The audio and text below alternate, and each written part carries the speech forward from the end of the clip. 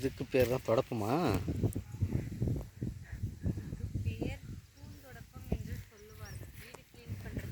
வீடு பெருக்கிறதுக்கு பூந்தொடப்பம்.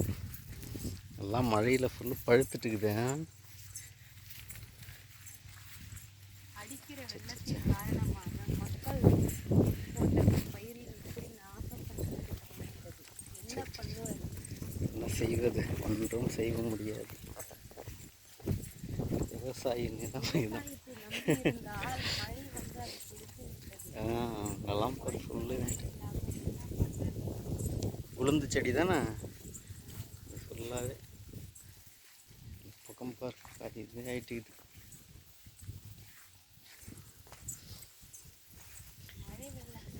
மக்கள் ரொம்ப அவசரப்படுறாங்க சாப்பாட்டுக்கு. பயிர் வச்சு எதனா வித்தா கிடைக்கும் பார்த்தா அதுவும் இல்லாமல் பண்ணுறது மழை. கிணறு ரொம்பிட்டிக்குது நம்ம கிணறு. இது எவ்வளோ அழகாக இருந்துச்சு தெரியுமா? சின்ன வயசில் அங்கே நான் நீச்சலெல்லாம் அடிக்குவேன். குளிச்சிருக்கேன். அப்போ எனக்கு ஸ்விம்மிங் தெரியாதுல்ல.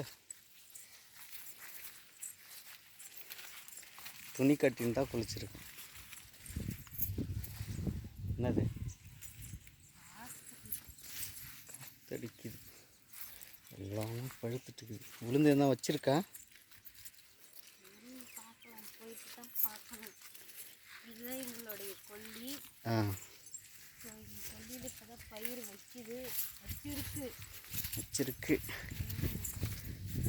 பரவாயில்ல, கொஞ்சம் வச்சு தான் இருக்கு.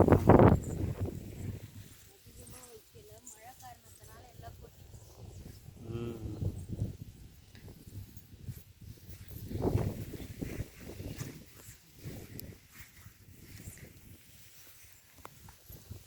இதுதானே ஒல்லெஞ்சோ.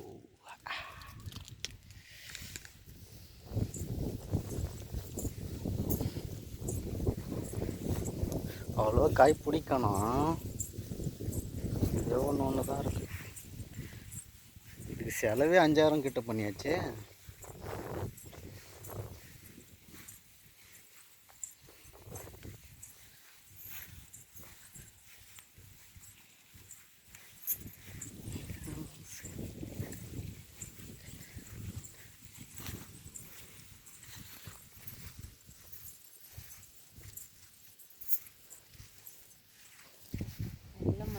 இந்த பக்கம் கொஞ்சம் பரவாயில்ல. ஆமாம், எல்லாம் மஞ்சளாக தான் ஆயிடுச்சு.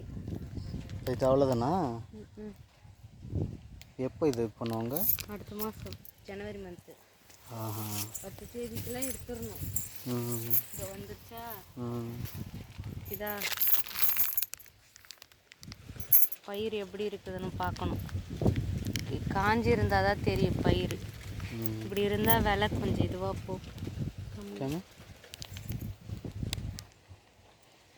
விலை கம்மியாக போகுமா? நிறைஞ்சிருக்கு. பரவாயில்லையா?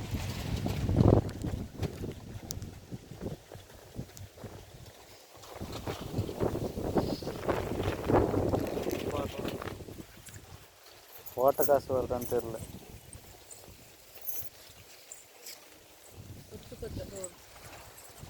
இதுதாங்க காஞ்சது. இதை பறிச்சா தெரியும். இந்த மாதிரி ஒரு செடியிலையும் 20 காய் இருந்தால் போதும். அதிகமாக வளரும். உடச்சிட்டு சாப்பிட்டு அப்படியே சாப்பிட்ற. எல்லாருக்குமே அப்படி தான் இது காஞ்சிட்டு இருக்குது ஃபுல்லாக.